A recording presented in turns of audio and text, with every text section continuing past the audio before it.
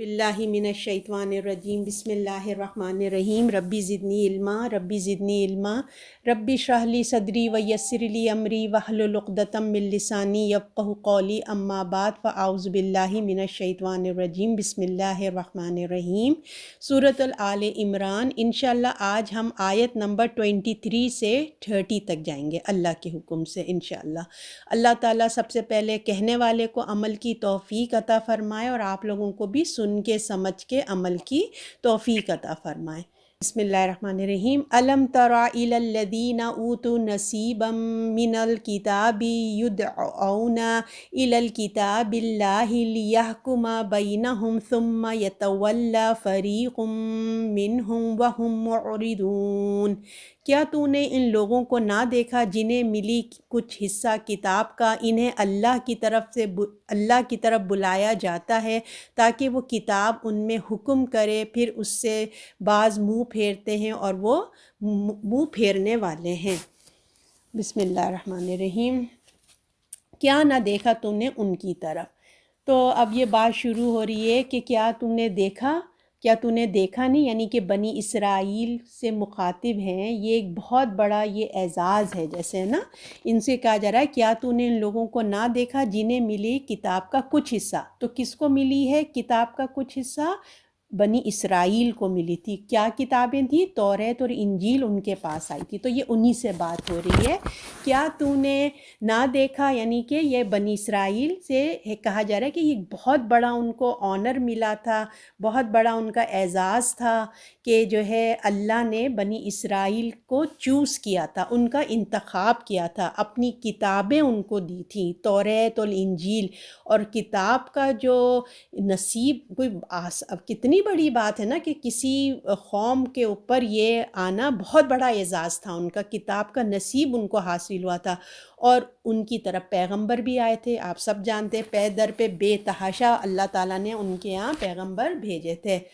تو جو ہے اب قرآن شریف آ گیا، اب اللہ تعالیٰ کہتے ہیں کیا تو نے ان لوگوں کو نہ دیکھا؟ کون لوگ؟ بنی اسرائیل کے لوگ نہ دیکھا جنہیں ملا کچھ کتاب کا حصہ، یعنی کہ توریت اور انجیل۔ تو حصہ کہ انہیں اللہ کی طرف بلایا جاتا ہے، یعنی کہ اب قرآن شریف آ گئی ہے اور ان کو کتاب اللہ کی طرف بلایا جا رہا ہے، قرآن کی طرف اب ان کو دعوت دی جا رہی ہے نا۔ تو اب اب قرآن شریف آ گیا ہے اور بنی اسرائیل کو جو ہے دعوت دی جا رہی ہے کہ آؤ، اب آؤ اس کتاب کی طرف آؤ، یہ وہ کتاب ہے، یہ وہی کتاب ہے جو تمہاری کتابوں کی شہادت کے مطابق ہے، یعنی کہ تمہاری توریت اور انجیل میں اس قرآن کے بارے میں پہلے سے ہی باتیں لکھی ہوئی ہیں، خوشخبریاں لکھی ہوئی ہیں کہ ایک کتاب آئے گی، آخری نبی آئیں گے، آخری کتاب آئے گی۔ تو اب یہ وہی کتاب ہے، وہ اب آ گئی ہے، اب اس کو تمہاری طرف بلایا جا رہا ہے کہ اس کتاب کی طرف آ جاؤ۔ تو ان کا کتنی شان کہ انہوں نے ان کو کتاب دی گئی اور کتاب کی طرف دعوت بھی دی جا رہی ہے، یعنی کہ وہ آنر ہیں کتاب رکھنے والے، تو ان کو کتاب کی طرف بلایا جا رہا ہے۔ تو انہیں ان کی طرف بلایا جاتا ہے تاکہ وہ کتاب ان کے حکم کرے، پھر اس سے بعض منہ پھیرتے ہیں اور بعض انکار کر دیتے ہیں۔ تو اب ان سے کہا جا رہا ہے تاکہ ان کے درمیان بھی کس لیے بلایا جا رہا ہے کہ اب تم لوگ جو ادھر آؤ، کیوں بلایا جا رہا ہے؟ اس لیے کہ ان کے درمیان کا اختلاف کا فیصلہ کریں۔ آپ کو پتہ ہے نا کہ یہ لوگ کتنے ڈیوائیڈ ہو گئے تھے، اپنا شریعت انہوں نے چھوڑ دیا تھا، تو اس لیے ان کو بلایا جا رہا ہے کہ تمہارے درمیان جو اتنے سارے کنفیوژن پیدا ہو گیا ان کو دور کرو، کیونکہ انہوں نے اپنی ضد میں اور سرکشی میں، ہر دھرمی میں کیا کر لیا تھا، آپس میں اختلافات پیدا کر لیے تھے۔ تو ان کو دعوت دی جا رہی ہے کہ آؤ اللہ کی کتاب کی طرف تاکہ تمہارے درمیان فیصلہ کریں، ٹھیک ہے نا۔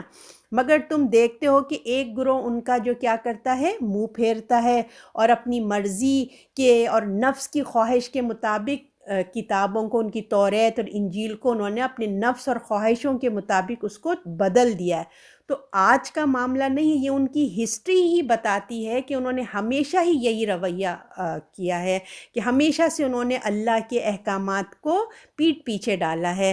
تو وہ اپنی کتاب کی خوشخبری کی ان کو پرواہ ہی نہیں ہے کہ بھائی اللہ تعالیٰ بلا رہے ہیں، آنا ہے اور اپنی کتاب میں اس باتوں کی خوشخبری دی گئی ہے، تو ان کو اس کی کوئی پرواہ ہی نہیں، اور نہ اس کے کوئی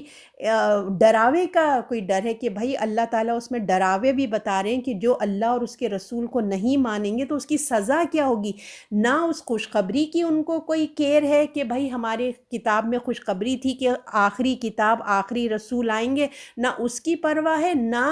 انکار کرنے پہ جو سزا ہوگی نہ اس کی پرواہ ہے۔ تو کتنی حیرت، مطلب حیرت اور تعجب ہے کہ اللہ تعالیٰ کہتے ہیں حیرت اور تعجب ہے کہ وہ منہ پھیرنے والے ہیں۔ حالانکہ اہل کتاب کو تو سب سے پہلے ایمان لانا چاہیے تھا نا، سب سے پہلے آگے بڑھ کر ویلکم کرنا چاہیے تھا کہ ان کے پاس آلریڈی نیوز آئی ہوئی تو سب سے پہلے ان کو جانا چاہیے تھا، اور وہی جو ہے سب سے پہلے منہ پھیر کے چلے گئے ہیں۔ تو حالانکہ دیکھیں وہ توریت اور انجیل سب جانتے تھے، ان کو پڑھتے تھے، اور قرآن کا ماننا کوئی مشکل نہ تھا۔ جو انسان ایک پہلے سے ٹیکسٹ پڑھ رہا ہو، اور جیسے ہم لوگ ایک ڈرامہ دیکھ رہے ہوتے ہیں، 2 3 4 قسطیں دیکھ لیتے ہیں تو ہمیں پتہ ہوتا ہے نا کہ اب نیو قسط یہ ویک آنے والی ہے، اس کی آخری ایپیسوڈ آنے والی ہے، تو ہم لوگ دیکھیں فوراً اس کے کنیکشن کو پہچان جاتے ہیں کہ اچھا اب اس کے لاسٹ میں یہ ہوئے گا۔ تو اس طرح ان کی بھی توریت انجیل ان کے پاس آئی تھی، اور ان کو پتہ تھا کہ لاسٹ ایپیسوڈ ابھی آنے والا ہے قرآن کا۔ حالانکہ جب آ گیا تو وہ بہت اچھے طریقے سے قرآن کو انہوں نے پہچان لیا تھا کہ یہ وہی چیز ہے، ان کے لیے کوئی مشکل نہیں تھا اس کو پہچاننا، کیونکہ ان سب کتابوں کا دیکھیے رائٹر تو ایک ہی ہے، ان سب کتابوں کو ایک ہی اللہ تعالیٰ ہی نے لکھا ہے، اور ایک ہی جگہ سے آئی ہیں، یعنی کہ آسمان سے ہی آئی ہیں، اور اس کے انداز، اس کے انداز سب کچھ جانتے تھے۔ تو قرآن کی خوشخبری ان کتابوں میں لکھی ہوئی تھی، سب کچھ جان پہچان کر وہ کس طرح سے، جو اللہ تعالیٰ کہتے ہیں تم کس طرح سے انکار کرتے ہو، سب کچھ جانتے بوجھتے۔ تو آپ صلی اللہ علیہ وسلم ان پر حیران نہ ہو، آپ اللہ تعالیٰ ان سے، آپ صلی اللہ علیہ وسلم سے کہتے ہیں تو وہ کتاب کے حکم پہ بعض منہ پھیرتے ہیں اور وہ انکار کرتے ہیں، تغافل کرتے ہیں، تو آپ صلی اللہ علیہ وسلم کو تسلی دی جا رہی ہے کہ آپ حیران مت ہوئیے، آپ صلی اللہ علیہ وسلم نے اپنا فرض ادا کر دیا۔ اگر آپ کی دعوت ان پر اثر نہیں کرتی ہے تو اس میں آپ کا کوئی قصور نہیں ہے۔ حقیقت یہ ہے کہ یہ لوگ ہمیشہ سے ہی جو ہے نا منہ پھیرنے والے ہیں، ان کے لیے کوئی یہ انہونی چیز نہیں، ان کا رویہ ہی یہ رہا ہے۔ تو قرآن آ جانے کے بعد توریت اور انجیل کی جو تعلیمات تھی نا وہ کمپلیٹ ہو گئی، سمجھ لیجیے، کیونکہ اگر آج کو یہ کہنا ہم توریت اور انجیل کو مانتے ہیں تو دیکھیں وہ ٹوٹلی چینج ہو چکی ہے۔ اگر کہ وہ توحید پہ ہیں وہ تو اپنی جگہ ہے، مگر آج کے لوگوں کو بھی قرآن ہی ان کو گائیڈ کرے گا، قرآن ہی سے، اور آخری رسول صلی اللہ علیہ وسلم کو ماننا اور قرآن کو ماننا آج کے دور میں ضروری ہے، کیونکہ یہ کتابیں کافی حد تک چینج ہو چکی ہیں۔ تو مسلمان جو ہیں، دیکھیے ہم مسلمان جو ہیں اپنی کتاب پر ہم بھلے عمل نہیں کرتے، بہت ہم ویک ہیں، اپنے کمزوریاں ہیں ہمارے اندر، ہم عمل نہیں کر پاتے، لیکن ہمارے پاس اللہ کی مہربانی سے ہماری کتاب محفوظ ہے۔ ہم مسلمان عمل نہیں کرتے مگر اللہ کا وعدہ ہے ہماری کتاب محفوظ ہے، اور جو ہماری شریعہ ہے وہ بھی اللہ کی مہربانی سے محفوظ ہے۔ مگر جو اہل کتاب تھے یہود اور نصارہ، ان کی جو اپنی کتابیں تھیں وہ سب جو ہے نا وہ تبدیل ہو چکی ہیں، اور انہوں نے اپنی شریعہ کو بھی ٹوٹلی چینج کر دیا۔ آپ کو پتہ ہے کہ یہ جو کرسچنز ہیں یہ تو کوئی شریعہ کو فالو نہیں کرتے، ان کا کوئی شریعہ ہی نہیں ہے، ان کے کوئی لا اینڈ آرڈر نہیں ہے، جس کا جو جی میں آتا ہے وہ کرتے ہیں۔ اور یہودی، انہوں نے تو آپ کو پتہ ہے، ہم نے سورہ بقرہ میں پڑھا تھا، اپنی نافرمانیوں سے اتنا ہارڈ اپنے لیے شریعہ بنا لیا تھا، ہر چیز اپنے اوپر کتنی نافرمانیوں سے حرام کروا لی تھی، اللہ کی نافرمانی کر کر کے انہوں نے اپنی شریعہ کو مشکل بنا دیا تھا۔ تو اللہ نے اللہ کے رسول کو بھیجا کہ اب ان کے اوپر ایمان لاؤ تاکہ تمہاری شریعہ جو تم نے اپنے لیے اتنی ہارڈ بنا لی ہے اس کو تم آسانی کی طرف لاؤ، لیکن وہ لوگ نہیں مانے۔ تو اہل کتاب اپنی کتابوں کی بہت چیزیں مٹا دی ہیں اور تبدیل کر چکے ہیں، اس لیے ان کو شریعت سے کچھ بھی مطلب اس لیے ان کی شریعت کچھ سے کچھ ہو گئی، مطلب بالکل ہی ٹوٹلی ڈیفرنٹ ہو گئی۔ اس لیے اہل کتاب کو ایک اور چانس دیا جا رہا ہے، جو قرآن شریف آیا ہے ان کو چانس دیا جا رہا ہے کہ اپنی کنفیوژن دور کر لو، اگر فرما برداری کرنی ہے تو قرآن سے فائدہ اٹھا لو، اور ورنہ کیا ہوگا؟ پھر یہی ہوگا کہ ورنہ ان کی قوم نے جو ہے ان کی قوم نے حق کو نہ مانا اور اپنے آپ کو بدلنا ہی نہیں چاہا، بالکل بھی نہیں، اور اللہ کی کتاب کو تبدیل کر دیا۔ اپنے آپ کو چینج نہیں کریں گے مگر اللہ کی کتاب کو انہوں نے بدل ڈالا۔ تو اب ہے آیت نمبر 24، یہ اس واسطے کہ کہتے ہیں کہ ہمیں ہرگز دوزخ کی آگ نہ لگے گی مگر گنتی کے چند دن، اور اپنے دین میں بہکے ہوئے ہیں اور اپنی بنائی ہوئی باتوں پہ۔ اب یہاں پہ اس کا سلوشن بتایا جا رہا ہے کہ کیا وجہ ہے کہ ان کے اندر جو اتنی ہٹ دھرمی آئی ہوئی ہے بنی اسرائیل میں۔ یہ قسم کی آیت جو ہم نے پڑھی ہے نا، آپ نے دیکھا ہوگا سورہ البقرہ میں بھی ہم آیت نمبر 80 اور 81 میں ہم اسی طرح کا مضمون پڑھ کے آئے ہیں۔ تو ان کے علماؤں نے اپنے دل سے گھڑ کر اپنی شریعت کا حصہ بنا دیا اپنی مرضی سے۔ جیسے ہمارے بھی آپ نے بہت سارے علماء دیکھے ہوں گے جو مطلب خالی ایسی باتیں کرتے ہیں کہ کچھ بھی کر لو اللہ مہربان ہے والی بات نا۔ تو اسی طرح جو علماء تھے بنی اسرائیل کے، انہوں نے بھی جو ہے نا اس قسم کی باتیں جو ہیں اپنے دل سے گھڑ کے شریعت کا حصہ بنا دیا تھا۔ اتنی خوشخبریاں، اتنی ٹھنڈی ٹھنڈی میٹھی میٹھی باتیں کی کہ اتنی اچھی لگنے لگی، پھر یہ بدعات جو ہے نا ان کے عوام کے دلوں میں اندر جا کے بیٹھ گئی۔ کس کو اچھا نہیں لگتا بتائیے؟ اچھی اچھی ٹھنڈی ٹھنڈی باتیں، کچھ بھی مت کرو اللہ تمہیں جنت میں ڈال دے گا، اتنا آسان باتیں تو ہر کسی کو اچھی لگتی ہے نا۔ تو یہی بنی اسرائیل کے علماء نے کیا،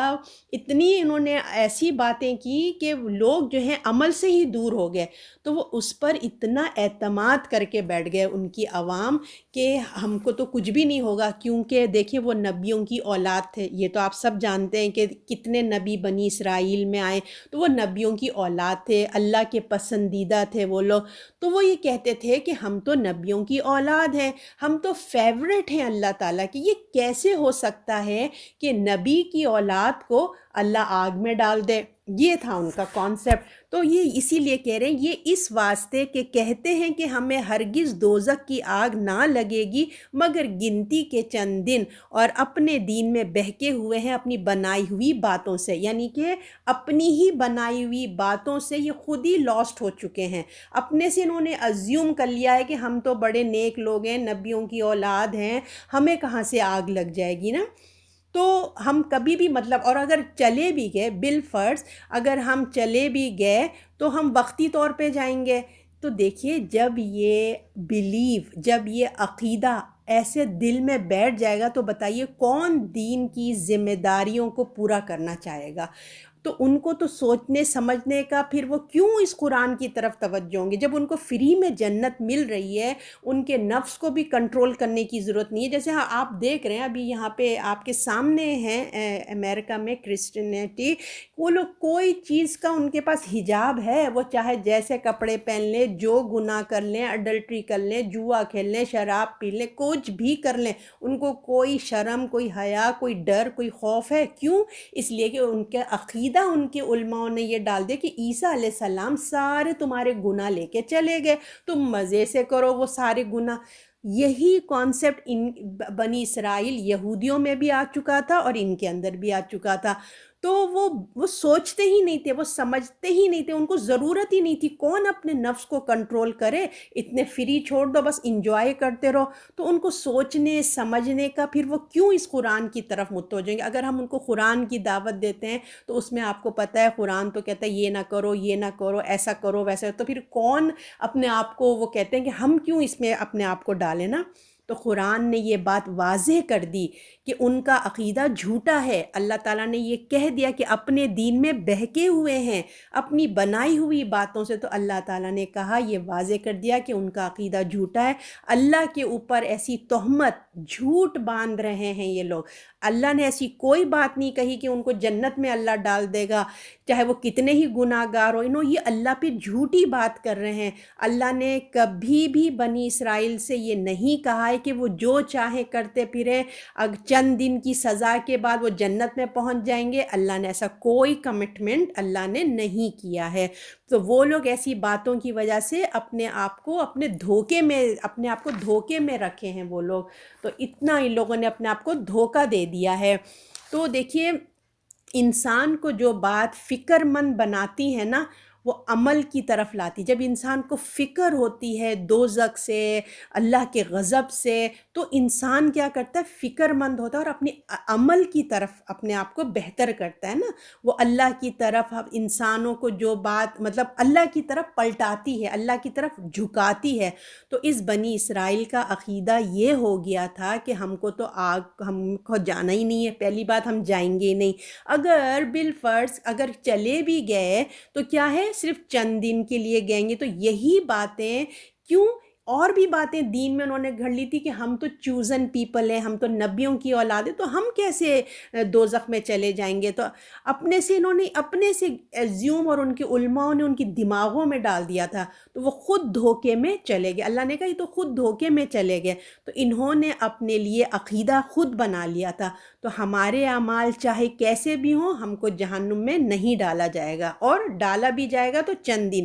تو پھر گناہ کی سزا پا کر ہم لوگ باہر آ جائیں گے۔ تو امت مسلمہ، یہی جو کانسیپٹ ہے، اگر ہم اپنی امت مسلمہ کا حال دیکھیں اور ان کا عقیدہ دیکھیں، تو یہی بہت ملتا جلتا ہے ہمارا بھی نا، کہ ہم تو مسلمان ہیں، ہماری تو سفارش ہوگی، رسول اللہ ہمارے نبی ہیں، ہمیں تو بخشش، ہماری تو سفارش ہو جائے گی، ہم کیوں دوزخ مسلمانوں کے لیے تو ہے ہی نہیں، اگر بالفرض چلے بھی گئے تو رسول اللہ سفارش کر کے نکال لیں گے۔ تو اسی چیز نے نا ہم مسلمانوں کو بھی عمل سے دور کر دیا ہے۔ تو قرآن کہتا ہے یہ ان کی جھوٹی تمنائیں، آرزویں ہیں، ان کو دھوکہ دے رہی ہیں، جس کی وجہ سے وہ اپنی دین میں نئی نئی باتیں پیدا کر رہے ہیں، وہ ان کو دھوکے میں رکھتے ہیں، اور وہ بے خوف ہو گئے ہیں۔ کیا کیا ہوتا ہے، دیکھیے کیا کیا ہوتا ہے کہ اس سے ہم نے حق کو نہیں مانا اور اپنے پیغمبر کو، قرآن کو نہیں مانا۔ جب ان کے دل و دماغ میں ایسی باتیں بیٹھ گئیں،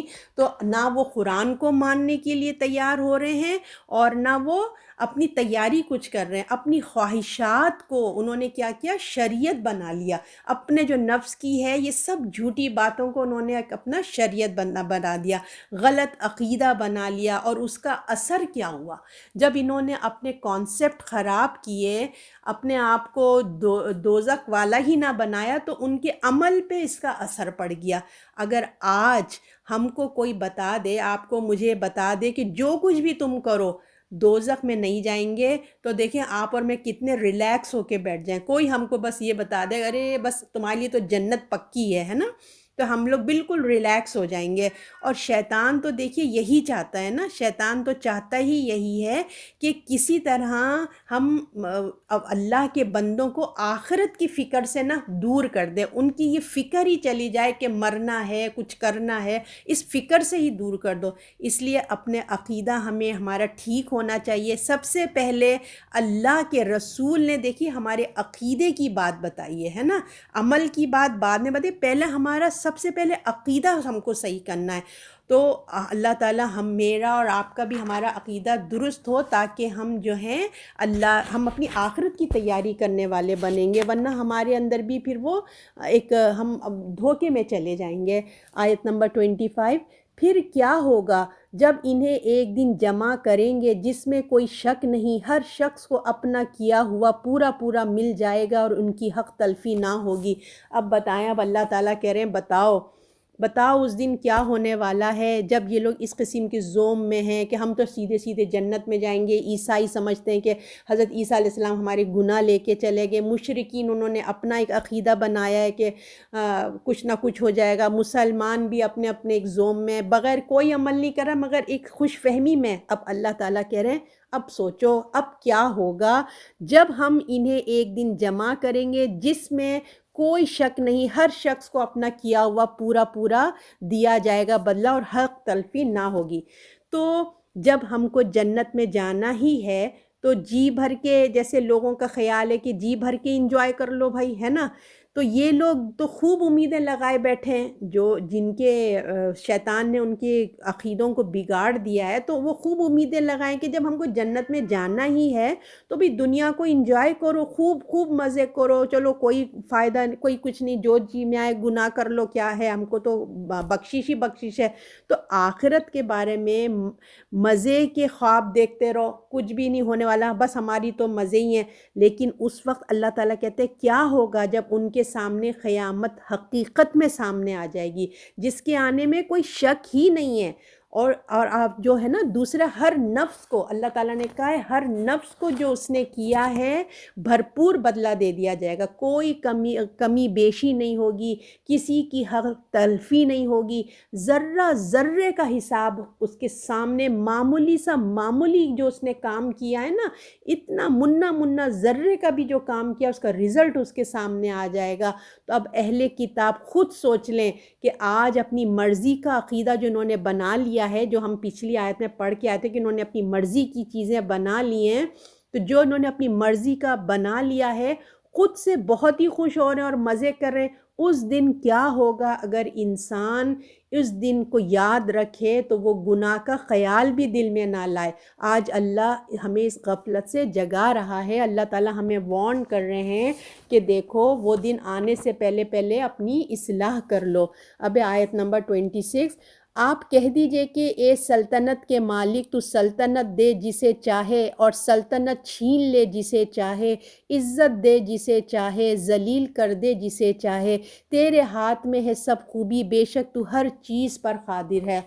تو یہ آپ صلی اللہ علیہ وسلم کو پوری یہ جو آپ کو خوشخبری اب امت مسلمہ کو سنائی جا رہی ہے، تو آپ صلی اللہ علیہ وسلم کو اور پوری امت مسلمہ کو اس خوشخبری کی ایک دعا ہے، سمجھ لیجئے یہ جو آیت ہے نا 26 اور 27 ایک دعا کی طرح ہے، تو یہ دعا کی صورت میں ہمیں دی جا رہی ہے کہ اپنے مالک ملک یعنی کہ خدا جس کو چاہے وہ بادشاہی عطا کرتا ہے اور جس سے چاہے وہ چھین لیتا ہے، اور جس کو چاہے عزت دے دیتا ہے، جس کو چاہے ذلت دے دیتا ہے۔ خیر کے تمام خزانے کا مالک وہی ہے، ہر چیز پر قادر ہے۔ تو دیکھیں بنی اسرائیل ہمیشہ سے یہ سمجھتی رہی ہے کہ وہی سب سے اعلیٰ اور افضل ہے نا۔ بنی اسرائیل کو آپ کو پتہ یہ تو اتنا زوم تھا کہ ہم تو چوزن پیپل ہیں، تو وہ ہمیشہ سے یہ سمجھتی ہے کہ ہم لوگ سپر پاور ہیں، ہم لوگ جو ہیں بالکل ٹاپ آف دا لائن ہے۔ اور بنی اسماعیل کو تو وہ کچھ سمجھتے ہی نہیں تھے، ان پڑھ کہتے تھے، آپ جانتے ہیں ان کو ان پڑھ کا لقب تھا ان کا۔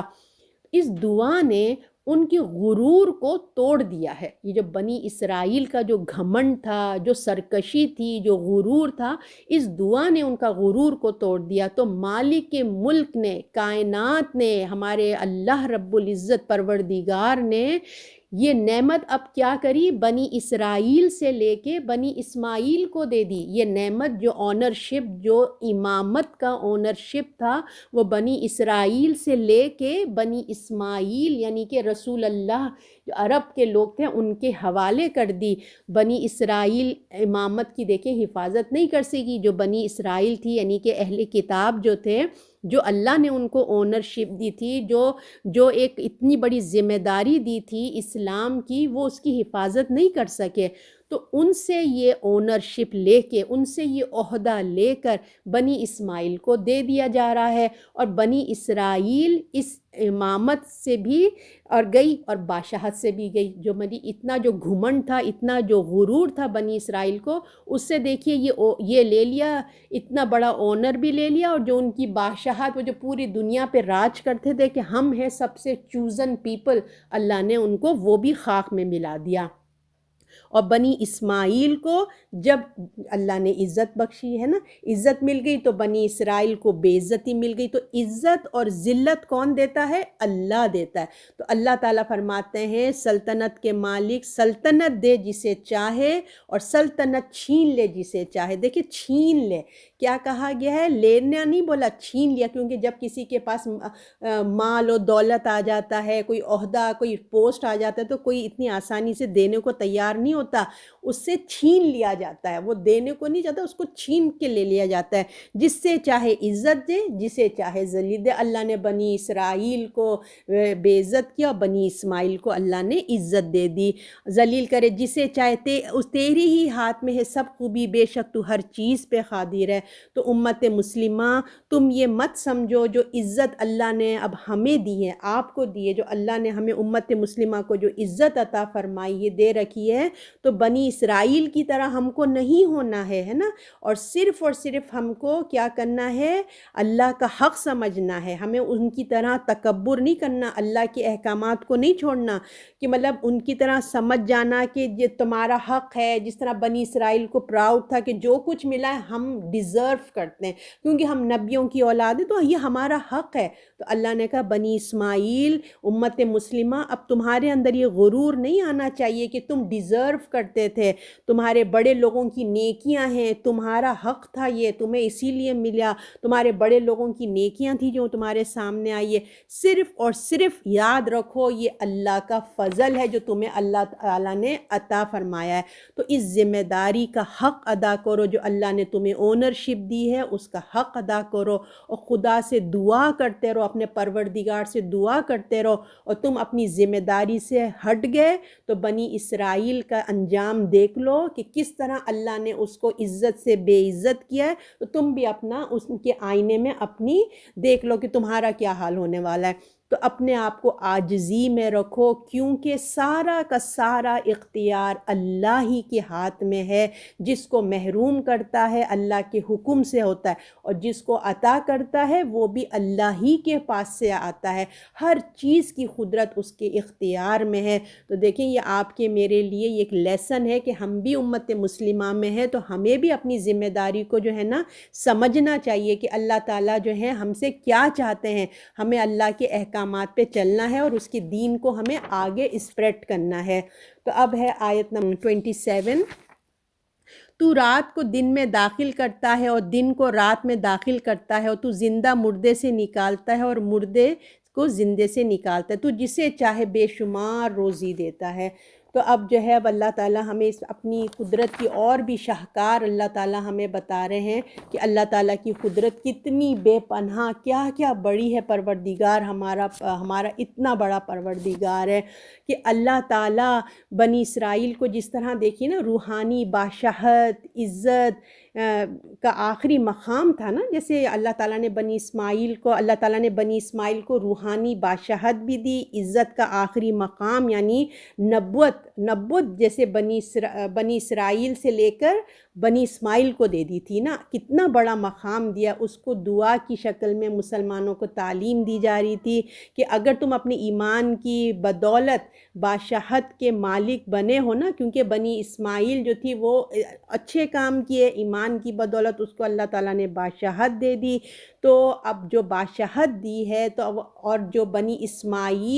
اسرائیل سے یہ آنرشپ کیوں لے لیا گیا، ان کے غلط کاموں کی وجہ سے لیا تھا نا، اس وجہ سے وہ ذلت اور خوار ہوئے تھے۔ اور پھر بنی اسرائیل دیکھیں کچھ بھی مخالفت نہیں کر سکی، جب اللہ نے کوئی فیصلہ کر لیا تھا نا کہ اس کو ان کے لیے ذلت ہے، تو اب وہ بنی اسماعیل کی کچھ بھی مخالف نہیں کر سکے، اور اب بنی اسماعیل کے ہمارے انڈر اب وہ لوگ آگے ہیں۔ یہ ایک نصیحت بھی ہے، اللہ تعالیٰ نصیحت بھی کی تھی کہ بنی اسماعیل یہ اعزاز تمہیں عاجزی سے تکبر تم نے نہیں کرنا ہے، بہت بڑا اعزاز اللہ نے تمہیں دیا ہے، نبوت کا اعزاز ہے، صرف اللہ کا کرم اور فضل ہے جو تمہیں عطا ہوئی ہے کہ دنیا کے تمام قوموں میں اس بنی اسماعیل کو یہ آنر دیا گیا. تو ہر قسم کی خوبی اللہ کے ہاتھ میں، وہ قادر ہے، ہر چیز پہ ہے. تو اب اللہ تعالیٰ ہمیں یہی آیت میں بتا رہے ہیں 27 میں، جو ہم پیچھے پڑھ کے آئے ہیں، کہ وہ کون اللہ ہے جس نے یہ اعزاز دیا ہے،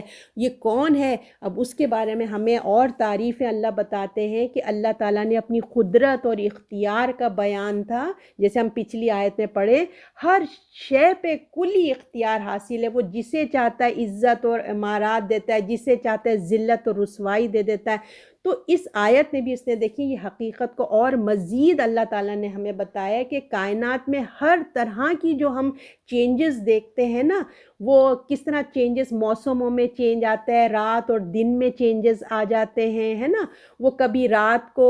کم کر دیتا ہے، دن بڑے ہو جاتے ہیں، اور کبھی رات لمبی ہو جاتی ہے تو دن چھوٹے ہو جاتے ہیں. اسی طرح ایک کا کچھ حصہ دوسرے میں داخل ہو جاتا ہے، جیسے رات اور دن، اور پھر سردیاں آتی ہیں اور گرمیاں آتی ہیں. کیا کیا طریقے سے اللہ تعالیٰ جو ہے نا، کہتے ہیں تو رات کو دن میں داخل کرتا ہے اور دن کو رات میں داخل کرتا ہے، زندے کو مردے سے نکالتا ہے اور مردے کو زندے سے نکالتا ہے. جو چاہے وہ بے شمار جس کو چاہتا ہے رزق دیتا ہے. یہ اللہ کی قدرت کی نشانیاں اللہ تعالیٰ بتا رہے ہیں کہ اسی طرح کا ایک حصہ کسی دوسرے میں داخل ہوتا ہے، دوسری کی چیز اس میں داخل ہوتی ہے. گرمیوں میں رات اور دن، ہر طرح سے آپ دیکھ رہے ہیں نا کہ چینجز کیا کیا نہیں آ رہے ہیں. تو اللہ تعالیٰ کی قدرت اللہ تعالیٰ بتاتے ہیں کہ دن اور جو دن ہے، رات، جیسے دن میں آپ نے دیکھا ہوگا کہ جب ابھی رات ہوتی ہے تو کیسے سلولی آپ مغرب کے ٹائم پہ دیکھتے ہیں کہ کس طریقے سے جو ہے ہمارا دن غائب ہو جاتا ہے اور رات جو ہے اندر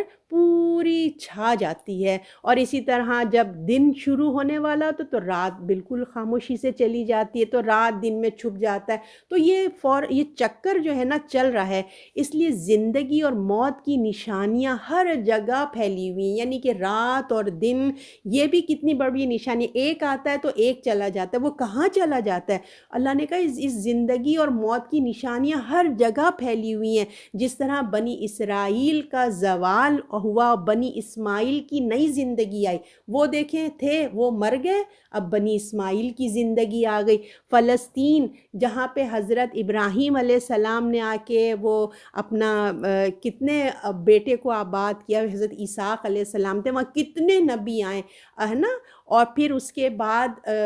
عرب میں جو ہے حضرت اسماعیل علیہ السلام آئے تھے. عرب کتنا ڈرائے بنجر زمین تھی، وہاں پہ انہوں نے ایک پودا لگایا اور ایک پودا انہوں نے فلسطین میں، ایک بیٹا فلسطین ایک بیٹا عرب میں تھا. تو اب کیا ہوا، فلسطین کی جو بہار تھی وہ ختم، اور عرب جو ایک ڈیزرٹ ایریا تھا وہاں پہ ہمارے پیارے رسول صلی اللہ علیہ وسلم آئے، اور وہاں ایک نیو زندگی اسٹارٹ ہو گئی. تو اللہ جب چاہے کیسے زندہ کر دے، کیسے مردہ کر دے. تو اب جو ہے کیسے وہاں بہار آ گئی. اور ہم غور کریں تو کس طرح اللہ قوموں کے زوال اور عروج بناتا ہے. دیکھیے بنی اسرائیل اور بنی اسماعیل، ایک قوم کو بادشاہت کیسے اللہ تعالیٰ نے ایک کو زوال دیا، ایک کو جو ہے عروج دے دیا. بغیر حساب کے جس کو چاہتا ہے بغیر حساب کے رزق عطا فرماتا ہے، بے اندازہ فضل عطا فرماتا ہے. اللہ تعالیٰ کرم سے نوازتا ہے، ایسی جگہ سے روزی دیتا ہے کہ جو انسان گمان بھی نہیں کر سکتا، اس کے ذہن میں بھی نہیں آتا،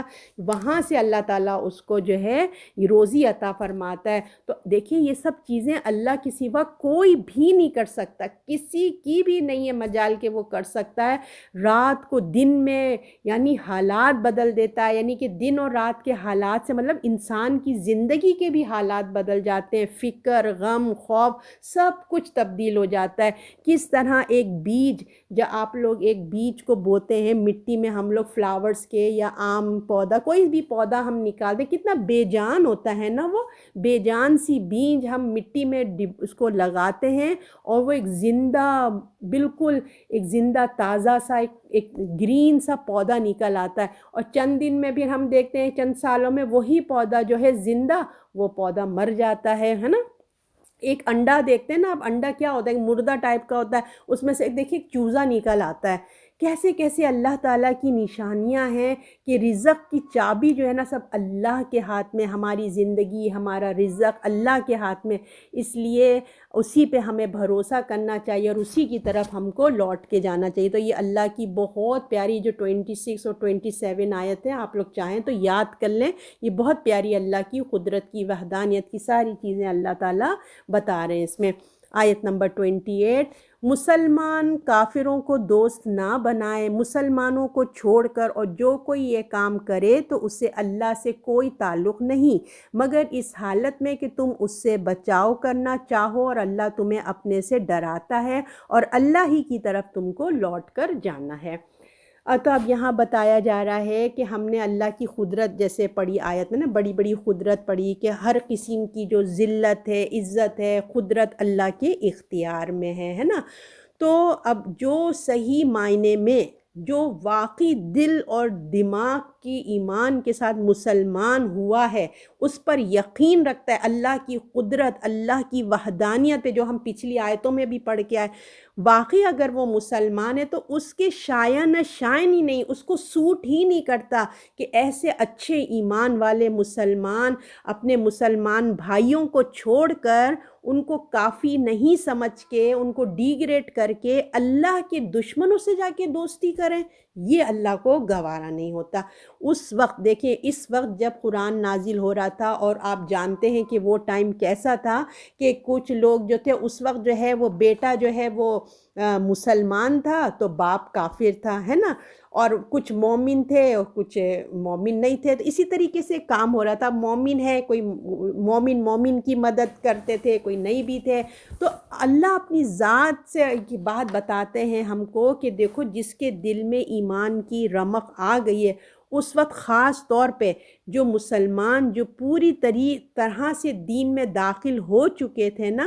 نہیں ہوئے، یعنی کہ ابھی اسلام آ رہا تھا اور کچھ لوگوں میں دیکھیے منافقت بھی تھی ان کے مزاج میں، اور کچھ لوگ جو تھے نا کمزور ایمان والے بھی تھے۔ تو اب یہ ان سے خاص کہا جا رہا ہے، کیونکہ اس وقت تو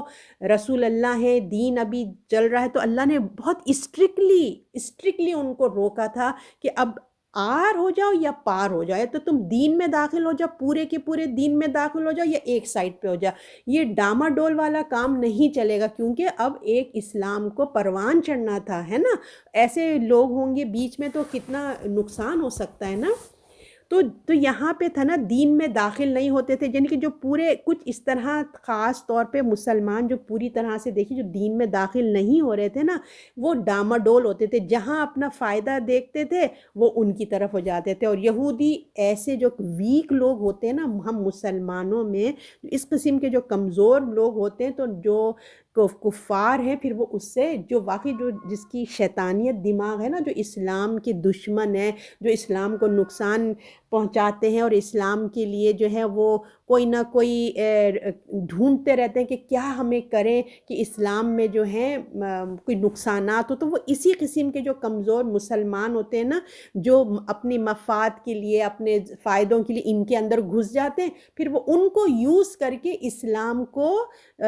نقصان پہنچاتے ہیں، ان کو استعمال کر کے کرتے ہیں، اور پھر مسلمانوں کو انہی سے تو کیا نا وہ نقصان پہنچتا ہے۔ تو لہٰذا اب ان کو سختی سے اللہ تعالیٰ نے کہا جا رہا ہے کہ ایسی حرکتیں مت کرو، یہ ایمان اور اسلام کے خلاف ہے۔ اور اہل کتاب میں خاص کر کے جو یہودی جو ان کے لیے وہ لوگ ایسے چیزوں سے فائدہ اٹھاتے، تو اللہ کہہ رہا ہے مسلمان کافروں کو دوست نہ بنائے۔ مسلمان یعنی کہ ولی کسے کہتے ہیں؟ دوست، مددگار، مشکل وقت میں اس کی طرف رجوع کرنا، یعنی کہ کوئی مسلمان اپنے لیے گہرا دوست، محبت کرنے والا دوست، جس کی دوستی ہو، جو اپنے مشکل وقت میں وہ اس کی طرف فوکس کرتا ہو، تو اپنے مسلمانوں کے علاوہ کسی کافروں کو مت بناؤ، کیونکہ پھر اگر تم ان کو ولی بناؤ گے کافروں کو، تو وہ تمہاری اس بات سے فائدہ اٹھائیں گے، تمہارے ساتھ بارگین کریں گے کہ ہم تمہارا یہ کام کریں گے، تم ہمارا یہ کام کرو، تو اس سے مسلمانوں کو نقصان پہنچ سکتا ہے۔ لہٰذا مسلمان یہ جائز نہیں کہ وہ کافروں کو اپنا ولی اور دوست بنائے، اور اسلام اور مسلمان کے خلاف ہے یہ بات۔ اللہ تعالیٰ نے منع فرما رہے ہیں کہ تم یہ کام مت کرو کہ جس سے اسلام کو نقصانات پہنچ سکتے ہیں۔ تو خدا کا فیصلہ ہونے والا ہے، کیونکہ دیکھیے اب کیونکہ یہ ایک اسلام کا ایک فیصلہ ہو رہا تھا نا، پیغمبر تھے ان کے درمیان، تو اللہ تعالیٰ فرما رہے ہیں اب جو ہے نا فیصلہ ہونے والا ہے، بنی اسرائیل کا زوال ہونے والا ہے، لہٰذا اے مومنو تم مسلمانوں کو چھوڑ کر ان کو دوست مت بناؤ، اب تم سنجیدہ ہو جاؤ اور مومنوں کے گروہ میں شامل ہو جاؤ۔ پیغمبر نے ان کے اوپر اپنی دیکھیں میسیج تو پہنچا دیا تھا، رسول اللہ نے میسیج پہنچا دیا، مگر وہ اپنی ضد میں، یعنی کہ جو اہل کتاب تھے ان تک میسیج جا چکا تھا، مگر وہ اپنی ضد اور اکڑ میں اور ہٹ دھرمی میں وہ مان کے نہیں دے رہے تھے، تو لہٰذا اب یہ لوگ اللہ کے غضب کے ٹارگٹ میں ہیں، جو بنی اسرائیل ہیں وہ اللہ کے یا مشرکین مکہ ہیں یا اہل کتاب ہیں، ان تک میسیج پہنچ چکا ہے اور وہ مان نہیں رہے، تو اس کا مطلب ہے کہ وہ ٹارگٹ میں ہیں۔ تو اے مومنو، تو اب تمہارا تعلق ان کے ساتھ دوستی کا نہیں ہونا چاہیے، یہ اللہ تعالیٰ مسلمانوں کو بتا رہے ہیں کہ ان پہ غضب آئے گا تو تم بھی ساتھ ساتھ پیسے جاؤ گے، تو اس لیے اللہ سے دوستی کے لیے ضروری ہے کہ ان سے دور ہو جاؤ، جو اللہ اور اس کے دین کے نیک بندوں کے دشمن ہیں، جو اللہ کے نیک بندوں کے دشمن ہیں تو تم ان سے دور ہو جاؤ، اور اللہ تعالیٰ ایسے مسلمانوں کو جو کافروں سے دوستی رکھتے ہیں تو اللہ اب پسند نہیں فرماتا ہے، اللہ اپنی ذات سے ان کو وارننگ دیتا ہے۔ آپ دیکھ رہے ہیں نا، اللہ تعالیٰ کہتے ہیں اللہ تمہیں اپنے سے ڈراتا ہے، اللہ تمہیں وارننگ دے رہا ہے، اپنے عذاب سے ڈراتا ہے تاکہ تم باز آ جاؤ، آخر کار سب تو اسی کی طرف لوٹ کے جانا ہے نا، تم کو اللہ ہی کی طرف کے لوٹ کے جانا ہے اور کوئی بچ کے نہیں رہ سکتا، اور جب تم ایسی حرکتیں کریں گے تو تم اللہ کے پاس جاؤ گے تو تمہیں اللہ کو جواب دینا ہوگا، اپنی ذات سے اللہ تعالیٰ تم کو ڈرا رہا ہے، اور بہت بڑی بات ہے یہ، اللہ رسول کو دوست، جو اللہ والے لوگ ہوتے ہیں وہ اللہ اور رسول کو ہی دوست بناتے ہیں، ایمان والوں کو دوست بناتے ہیں، تقوی گزاروں کو دوست بناتے ہیں، اپنا دلی تعلق ان سے رکھتے ہیں، اللہ کے دشمنوں کو دوست نہیں بناتے، ہر چیز اللہ ہی کی طرف لوٹنا ہے، تو ڈرنا چاہیے، اور اس زندگی میں ہمیں غلط طریقے استعمال نہیں کرنا چاہیے، بلکہ ہمیں اپنی اویئرنیس کرنا چاہیے اور اپنے حلقے کو ہمیں دیکھنا چاہیے کہ ہم کن لوگوں میں اٹھ رہے ہیں بیٹھ رہے ہیں۔ تو اچھا یہ تو ہو گئے اس زمانے کی بات اور اس طرح کے لوگوں کی بات جو اس قسم کے ڈاماڈول ہوتے ہیں اور جو اسلام کو نقصان پہنچاتے ہیں، تو اب ہم کیا کریں؟ ہم بھی تو اسی سوسائٹی میں رہ رہے ہیں، ہمارے اڑوس پڑوس میں، تو اب ہمیں کیا کرنا چاہیے؟ تو ہم اپنے رسول اللہ صلی اللہ علیہ وسلم کی سنت اور سیرہ کو دیکھتے ہیں کہ آپ صلی اللہ علیہ وسلم کا کافروں کے ساتھ کیسا عمل ہوتا تھا۔ تو دیکھیے آپ غیر مسلموں کے ساتھ بہت حسن سلوک کرتے تھے، اپنوں کے ساتھ بھی کرتے تھے اور غیر مسلموں کے ساتھ بھی کرتے تھے، انسان ہونے کے ناطے نا، آدم کی اولاد ہے تو حسن سلوک تو ہمیں کرنا ہی ہے۔ اب جنگ بدر کے موقع پہ دیکھ لیجئے مثالی سلوک کیا گیا قیدیوں کے ساتھ، فتح مکہ پہ آپ دیکھ لیجئے کہ کس طرح سے اللہ کے رسول نے ان کو معاف کر دیا تھا، اور اللہ نے ہمیں کیا بتایا کہ مشرک ماں باپ بھی ہوں ان سے بھی حسن سلوک کرنا ہے، اگر رشتہ دار ہیں ان سے بھی حسن سلوک کرنا چاہیے، مطلب حسن سلوک ہمیں ضرور کرنا چاہیے، مگر جو دوستی ہوتی نا، رازداری والی دوستی، ایسے مشکل کام پہ ڈیپینڈ کرنے والی دوستی، اللہ نے اس چیز سے منع کیا، کیونکہ دیکھیں جو آپ کے راز ہیں، اگر کوئی مسلمان ہے، کوئی ڈیٹیکٹیو ہے، کوئی اسلام کے اندر کوئی بہت امپورٹنٹ رول ادا کر رہا ہے، اس کے پاس اسلام کے راز ہیں، جیسے نا اپنے ملک اسلام کے کوئی سیکرٹس ہیں، اگر وہ کسی کافر سے اتنا دلی دوست بن جائے گا، وہ باتوں باتوں میں سارے سیکرٹ اگر نکال لے اسلام کے کہ کیا کیا اسلام کے پلانز ہیں، تو نقصان کس کو ہوگا؟ اس لیے اللہ تعالیٰ بار بار بتا رہے ہیں کہ اپنا خیال رکھو۔ اب جو ہے دیکھیے، تو اصل چیز یہی ہے کہ ہم نے جو ہے نا محبت والی دوستی زیادہ نہیں کرنی ہے، ٹھیک ہے نا، تو ان کو اللہ اور اس کے رسول کیونکہ وہ دشمن ہیں اور کبھی بھی ہمارے خیر خواہ نہیں ہوتے، تو ہمدردی،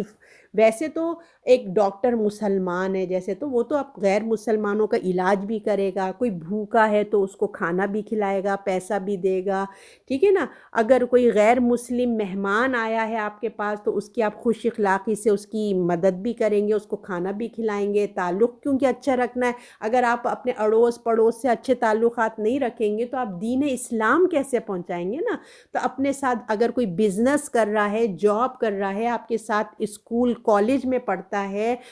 کچھ بھی ہے، تو اس کے ساتھ آپ نے اچھے اخلاق سے ہی ملنا ہے، دوست بنا سکتے ہیں، ایک دوسرے کے ساتھ تعلیم بھی حاصل کرتے ہیں۔ اب ہمارے بچوں کے بھی دوست تو بنے ہوئے ہی ہیں نا، تو دوستی بھی ہو جاتی ہے، ہمسائے میں رہتے ہیں تو اڑوس پڑوس سے بھی دوستی ہوتی ہے، جاب پہ جاتے ہیں وہاں پہ بھی دوستی ہوتی ہے، مگر صرف اور صرف ہمیں احتیاط، اللہ تعالیٰ نے کہا احتیاط رکھنا چاہیے، ٹھیک ہے نا، کہ جو واقعی اسلام کے دشمن ہیں ان سے تو بالکل ہی بچ کے رہنا چاہیے۔ دیکھیں یہ ایک عام انسانیت ہے جو ہمارے اڑوس پڑوس بچوں کے دوست بنتے ہیں۔ کچھ ایسے بھی ہوتے ہیں جو پکے دشمن ہوتے ہیں، تو اللہ ایسے دشمنوں سے اللہ تعالیٰ کہتے ہیں بچ کے رہو، کیونکہ جو ان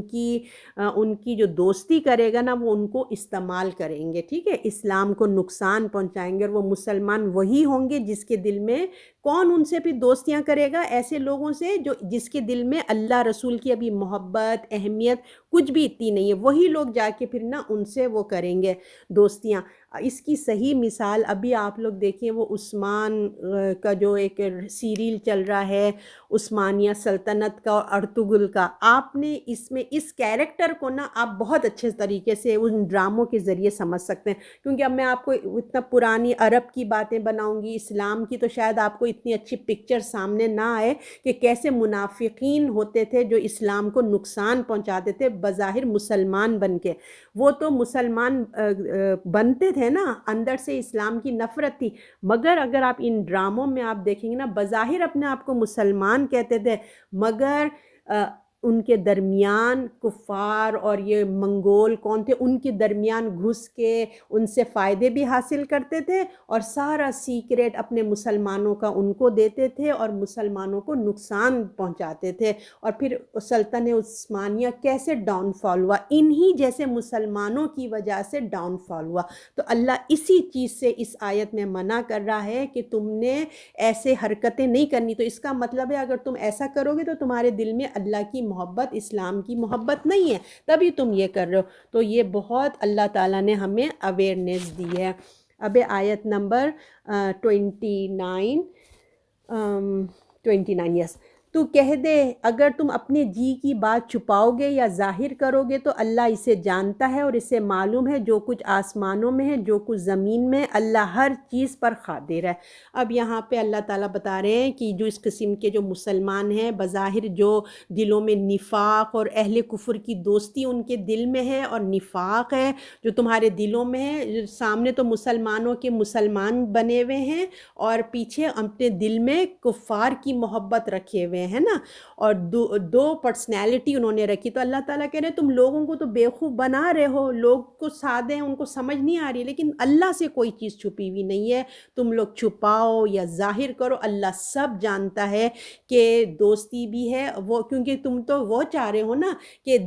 ایک ہی کام میں دو مزے ہو جائیں، یعنی کہ دوستی بھی ان سے رہے اور اسلام پہ بھی ہم قائم رہے، جہاں ہمارا فائدہ دیکھیں ہم اس طرف چلے جائیں۔ تو اللہ تعالیٰ کہہ رہے ہیں تم چھپاؤ یا ظاہر کرو، اللہ کو سب پتہ ہے، خدا کو ہر چیز کا علم ہے، وہ صرف تمہارے دلوں کے راز نہیں جانتا بلکہ زمین اور آسمان کی تمام چیزوں سے جو کچھ ہے، جو کچھ ہو رہا ہے، سب کو اس کی خبر ہے۔ اللہ رب العزت نے فرمایا وہ ہر چیز پہ قدرت رکھتا ہے۔ آیت نمبر 30 یہ لاسٹ ہے، جس دن ہر شخص موجود پائے گا جو کچھ اس نے نیکی کی ہے اپنے سامنے، جو کچھ اس نے بدی کی ہے، آرزو کرے گا کہ کاش مجھ میں اور اس میں دور کا فرق ہوتا۔ اللہ تمہیں اپنے آپ سے ڈراتا ہے، اللہ اپنے بندوں پر مہربان ہے۔ اب یہاں بتایا جا رہا ہے اس آیت میں کہ دیکھو جو اتنا اختیار کے باوجود جو اللہ کا پاور ہے نا، بہت بڑا پاور ہے جو ہم ابھی پچھلی آیتوں میں پڑھ کے آئے ہیں، اللہ کی قدرت کا پاور،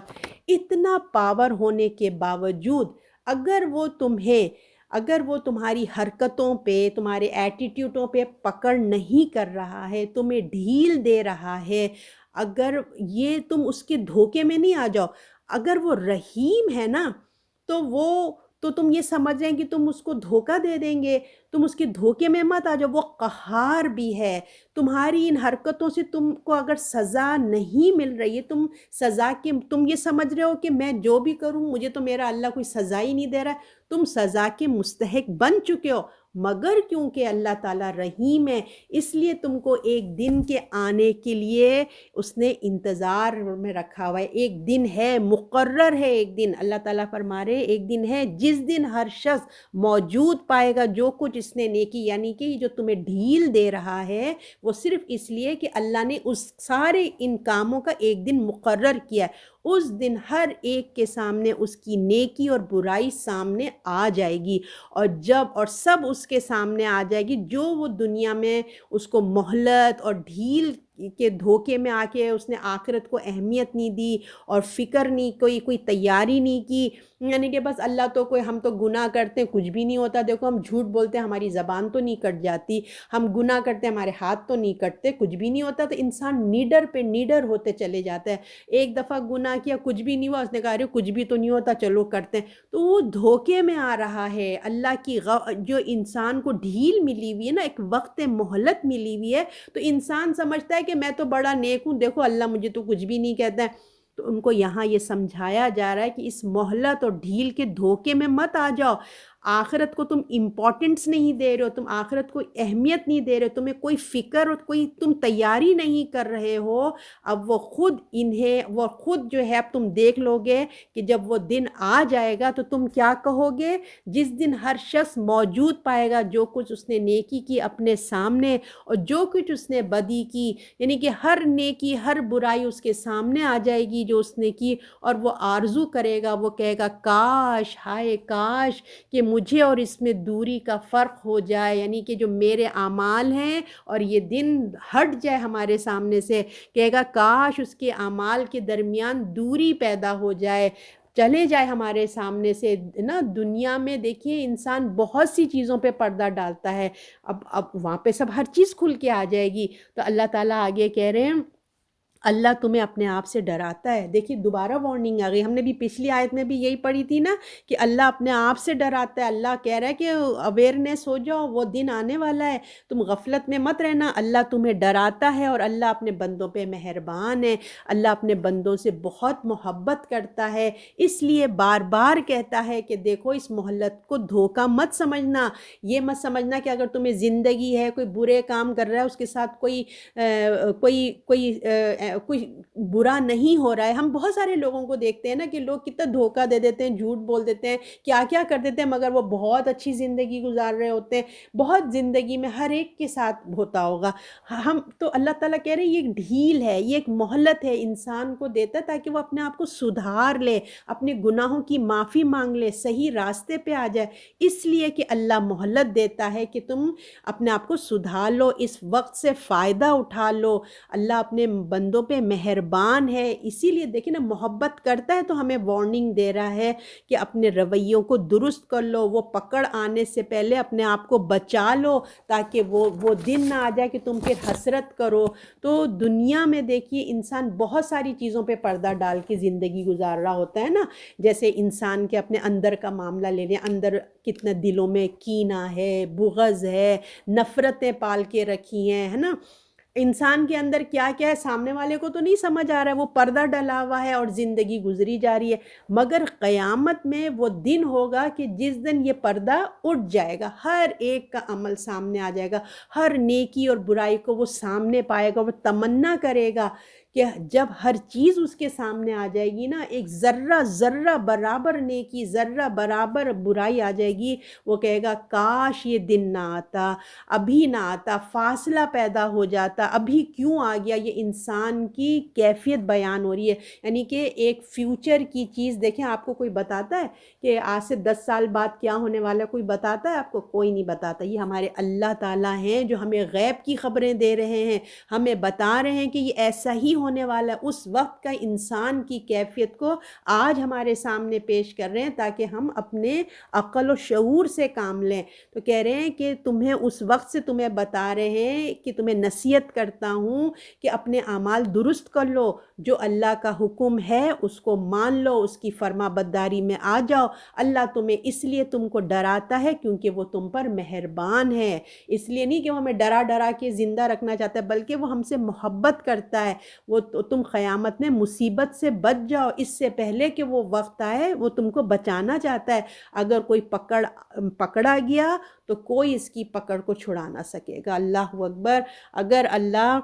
کی پکڑ، اللہ ہم پہ مہربان جتنے ہیں، اور اگر اتنا سب کچھ بتانے کے باوجود بھی اگر اللہ کی بات نہیں سنو گے، تو پھر اگر یہ دن آ گیا، کوئی پکڑا گیا، تو پھر اس کی پکڑ سے کوئی نہیں چھڑا سکے گا۔ تو تمہیں نصیحت کرتا ہے کہ وہ وقت آنے سے پہلے اپنے آپ کو اللہ کی فرما برداری میں دے دو۔ اللہ تعالیٰ آپ کو مجھے بھی اپنا فرما بردار بنا دے، اور جیسا اللہ چاہتے ہیں نا، اسلم تو یعنی کہ اپنے آپ کو سلنڈر کر دو۔ اللہ ہم اپنی خواہشات کو اور اپنے آپ کو اللہ کے حضور سلنڈر کر دیں۔ صدق اللہ العظیم۔